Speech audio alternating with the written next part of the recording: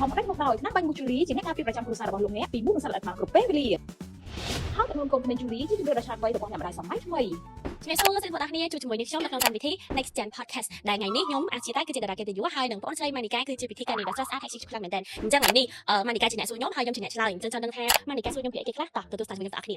ចាជំរាបសួរបងប្អូនសម្រាប់សប្តាហ៍នេះដែរគឺរឿងផ្លែបន្តិចដោយសារមានបងសុជាតិតាជាអ្នកបើកក្បាលកម្មវិធីហ្មងដោយបងមិនដឹងហើយបងសុជាតិតាគឺជាតារាសម្ដែងដែលមានប្រជាប្រិយភាពខ្លាំងមែនទែនហើយគាត់ក៏សម្ដែងជាតួឯងនៅក្នុងរឿងដ៏ច្រើនដែរហើយនៅក្នុងកម្មវិធី Next Gen Podcast នេះបងសុជាតិតានឹងចែករំលែកពីបទពិសោធន៍ជីវិតសិល្បៈនិងជីវិតពិតរបស់គាត់តោះចាប់ដល់ទាំងអស់គ្នា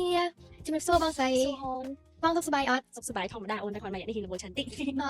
អញ្ចឹងបងរវល់ការងារអីខ្លះ បងថ្ងៃនេះតាមពិតទៅការងារសិល្បៈយើងរវល់មួយផ្នែកហើយប៉ុន្តែដោយសារតែបងមួយម៉ាក់បើខាងញ៉ាំអីពីតួយើងលក់អីរកស៊ីអីពីតួចឹងទៅអញ្ចឹងត្រូវយើងថតផងយើងត្រូវជួយម៉ាក់ផង អញ្ចឹងហាងម៉ាក់បងបើកហ្នឹងណាគេអ្នកធ្វើចុងភៅបង ម៉ាក់បងចុងភៅ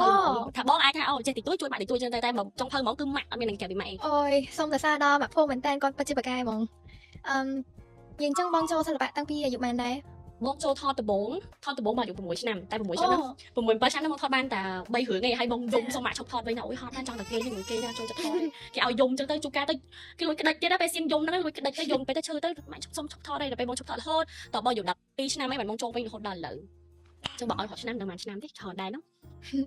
ចុះបងហើយនឹងម៉ាក់ភូមិទទួលការងារសិល្បៈធម្មតាដែរ បងទទួលធម្មតាអូសំណួរហ្នឹងមានអ្នកសួរដោយសារគាត់ថាខ្ញុំមួយម៉ាក់បើខាងរកស៊ីតែពេលចឹងទៅគាត់ថាចេះអូឈប់ថតកុនតែដឹ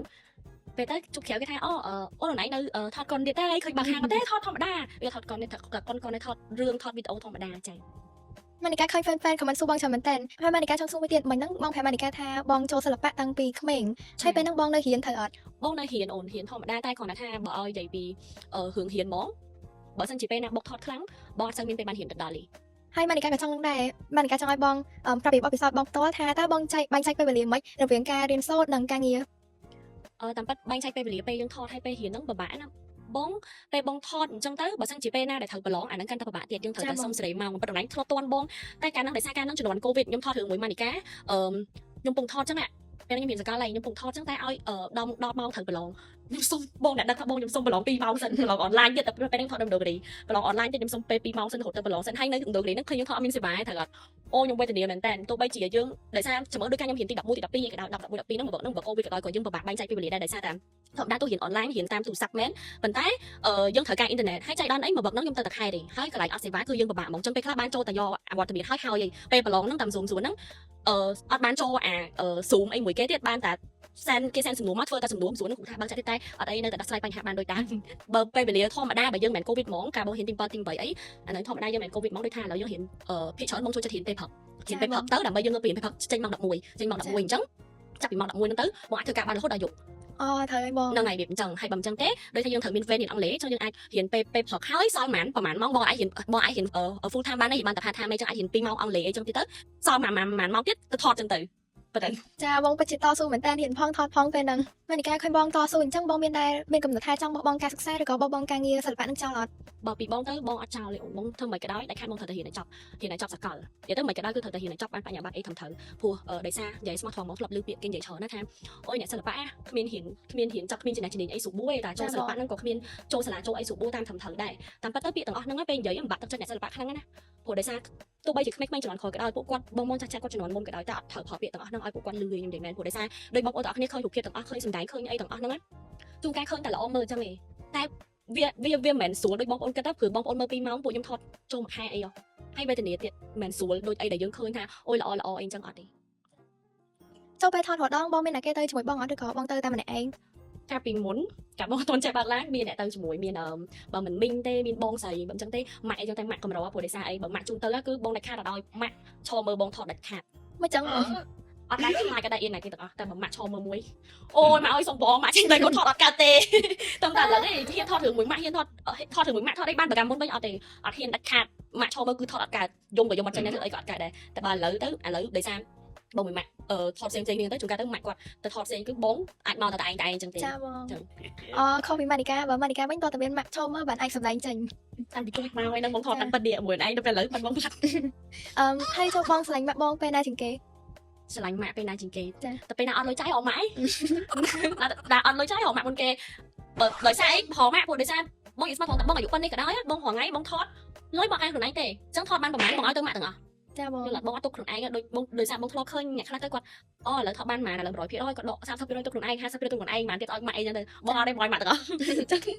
បើតែបងគ្រាន់តែថ្ងៃមានកងពីរនាក់ម៉ាក់អីចឹងទៅអើយចេះដកចាយចឹងតែគ្រាន់តែនៅតែប្រាប់គាត់ធម្មតាប៉ុណ្ណឹង ចាហើយម៉ានីកាឃើញបងសម្ដែងតួឯកក្នុងរឿងច្រើនមែនតើការសម្ដែងរបស់បងមួយណាដែលបងចូលចិត្តជាងគេ គឺបងឆ្លាញ់ជាងគេមាន2រឿងឬឆារឿងហ្នឹងបងភ្លោះស្លូតភ្លោះកាច់ហើយនឹ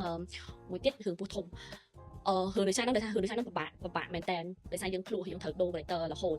ចា ជាពិសេសបាក់គេស៊ីនវាយគ្នាយើងវាយតែខ្លួនឯង ហើយអីគេដែលធ្វើឲ្យបងមានកម្លាំងចិត្តអាចតស៊ូរហូតដល់សប្តាហ៍ថ្ងៃហ្នឹង បើកម្លាំងចិត្តឲ្យបងតស៊ូដល់រាល់ថ្ងៃកម្លាំងចិត្តធំមានតែមួយម៉ាក់មានតែម៉ាក់មួយព្រោះដោយសារបងធ្លាប់គិតចង់ឈប់ថតការហ្នឹងដូចជាប្រឡងបាក់ដប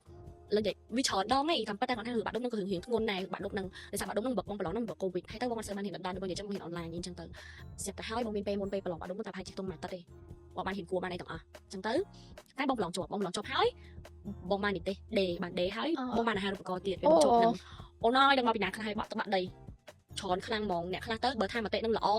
គេមកល្អដែរបើថាមករៀងថាមិនល្អមួយដឹងតែមកមិនល្អតគ្នាហ្មងដូចថាគាត់តាមគ្នាបងសឹងថាម៉ែអើយហាត់កូននឹងគេឲ្យពីខ្ញុំអត់យកដែរបងចោលទាំងអស់មកបងថាទៅថតអីក៏ឈប់ថតដែរបើថាដឹងថាខ្លួនឯងថតហើយមានគេស្គាល់ច្រើនចឹងហើយល្បីអញ្ចឹងហើយស្អីបន្តិចចេចឹងឈប់ហើយចោលហ្មងបោះចោលហ្មងតម៉ែបញ្យល់ចេះចោះទៅបាទបងអូខេតើឥឡូវចាប់ផ្ដើមតាំងពីហ្នឹងមករហូតដល់ឥឡូវបងគាត់ថាចង់ណាគេខមមិនអីខមមិនទៅចង់ណាគេថាអីថាទៅបើសិនជាខមមិនល្អយើងយកមកអភិវឌ្ឍខ្លួនឯងបើសិនជាអត់ល្អទេបោះចោលព្រោះដោយសារខ្លួនឯងចាំជីវិតខ្លួនឯងអត់មានណាគេមិនចាំទេបងចឹងតែរៀងប៉ះបានតិចតែគេខមមិនមកតែរៀងតែមិនស្រួលបងទៅវិញហើយប្រើវិញហើយបាច់តែប៉ះតែបងទៅប៉ះម៉ាក់បងក៏ប៉ះបានដែរ ម៉ានីកាស្ដាប់បបពិសោធន៍បងមិនហ្នឹងគឺបងរវល់មែនតើពេលខ្លះសឹងតែអត់មានពេលសម្រាប់ខ្លួនឯងទេត្រូវអត់បង ចាអូន អញ្ចឹងបងធ្លាប់មានមិត្តភក្តិណាដែលចិត្តស្និទ្ធរាប់អានយូររហូតដល់ឥឡូវអត់ មានអូនមិត្តភក្តិចិត្តស្និទ្ធមានដល់ឥឡូវច្រើនឆ្នាំ10ឆ្នាំជាងមានពូម៉ាក់ខ្ញុំម្នាក់យូរហើយតាំងពីមិនទាន់រៀនមកតៃមួយគ្នារហូតដល់ឥឡូវនោះអត់ធម្មតាព្រោះផ្ទះចិត្តគ្នាហើយរៀនតាំងពីមកតៃមួយគ្នារហូតតបងដូរសាលាទេមិនបែកគ្នាតែដើមគ្នាធម្មតាដូចរហងៃដូចឥឡូវហ្នឹងអញ្ចឹងតែគាត់ទៅដល់មួយរយៈក្រោយនេះចាប់ដើមរវល់រៀងខ្លួនទៅម្នាក់ធ្វើការរៀងខ្លួនបងក៏ធ្វើការគាត់ក៏ធ្វើការគាត់ក៏រៀនអញ្ចឹងដែរទៅក៏និយាយថាយើងបែងចែកពេលដើរដែរដល់ពេលណាជួបគ្នាឬមួយក៏ពេលមានកម្មវិធីឬមួយក៏ថ្ងៃណាអូសៅរ៍អាទិត្យអាចជួបគ្នាបានជួប សម្រាប់សំណួរចុងក្រោយម៉ានីកាចង់ថាតើតារារៀមច្បងណាជា idol របស់បងដោយសារតែបងក៏ជាតារាសម្ដែងដែលមានប្រជាប្រិយមួយរូបដែរ សម្រាប់បងហ្មងបើនិយាយតែស្អីមាន3នាក់មានមីស្វ័យជាតិតាម៉ាក់មីពណ៌ TV ហើយចុងក្រោយហ្នឹងម៉ាក់ខ្លួនឯងហ្មងពួកសាម៉ាក់បងក៏គាត់ចូលចិត្តបាក់យូរឆ្នាំដែររឿងគាត់ខ្លះបងអត់ដែរបានមើលតែមកក្រោយគេល្បីយូរណាកូនភាសាស្រីកូនអីណាមកបានថាអូម៉ាក់ខ្ញុំមិនចង់ចេញមុខមកថាអូយបានមកខ្លួនឯងស្គាល់ អរគុណបងមែនតើបានចែករំលែកពីបទពិសោធន៍របស់បងម៉ានីកាក៏បានបទពិសោធន៍ពីបងច្រើនដែរថ្ងៃនេះអញ្ចឹងបងមានសារអីផ្ញើទៅកាន់ម៉ាក់ភួងអត់ បើពីបងទៅបងអត់សូវមានអីនិយាយច្រើនទេចឹងចេះនិយាយច្រើនតែបើពាក្យមួយម៉ាក់មួយអត់សូវចេះនិយាយច្រើនទេនិយាយមិនពីតែខ្លះតូនមកគាត់ក៏អត់សូវហ៊ាននិយាយដែរបានខ្លាំងបានតែក្នុងឆាតទេថាបើនិយាយចេះពីចឹងឥឡូវមានអីច្រើនក្រៅពីអរគុណម៉ាក់ដែលម៉ាក់ធ្វើឲ្យកូនមានថ្ងៃនេះកូនមានគេស្គាល់ច្រើនមានអ្នកស្រឡាញ់ចូលចិត្តរាប់អានច្រើនហើយបានដើរដល់ចំណុចនេះក៏ដោយសារតាម៉ាក់ដែរដោយសារតាម៉ាក់ព្រោះដោយសារបងមួយម៉ាក់ពេលខ្លះមិនមែនទុកគ្នាធំតាម៉ាក់កូនទេដូចពួកម៉ាក់មនុស្សជាទីស្រឡាញ់បងស្រីប្អូនស្រីសង្សារអញ្ចឹងណាពេលណាបើកចិត្តរឿងថាអូខេចង់និយាយគ្នាបែបជាលក្ខណៈពួកម៉ាក់និយាយគ្នាបងធ្លាប់មួយម៉ាក់ធ្លាប់យំទៅមកគ្នាអោបគ្នានិយាយរឿងក្នុងចិត្តមួយគ្នាទៀតអញ្ចឹងបាន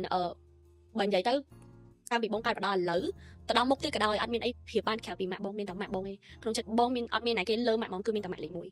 ម៉ានីកាពិតជាមានអង្ការរំភើបជំនួសម៉ាក់ភូមិមែនតើម៉ានីកាសូមអរគុណបងដែលបានចែករំលែកបទពិសោធន៍នៅក្នុងកម្មវិធី Next Gen Podcast នេះហើយក៏សូមជូនពរឲ្យបងនិងក្រុមគ្រួសារមានសុភមង្គលលុយចូលឲ្យច្រើនហើយសម្រស់កាន់តែស្អាតអរគុណសូមអរគុណដល់ម្ចាស់ឧបត្ថម្ភផ្ដាច់មុខខោទឹកនំជូលីនិងថ្នាំបាញ់មូសជូលីថ្នាំបាញ់មូសជូលីជាអ្នកការពារប្រចាំរបស់គ្រួសារលោកអ្នកពីមូសនិងសត្វល្អិតបានគ្រប់ពេលវេលាខោទឹកនំកូនក្មេងជូលីជាជំរើសដ៏ឆ្លាតវៃរបស់អ្នកម្ដាយសម័យថ្មីសូមអរគុណសូមជម្រាបលា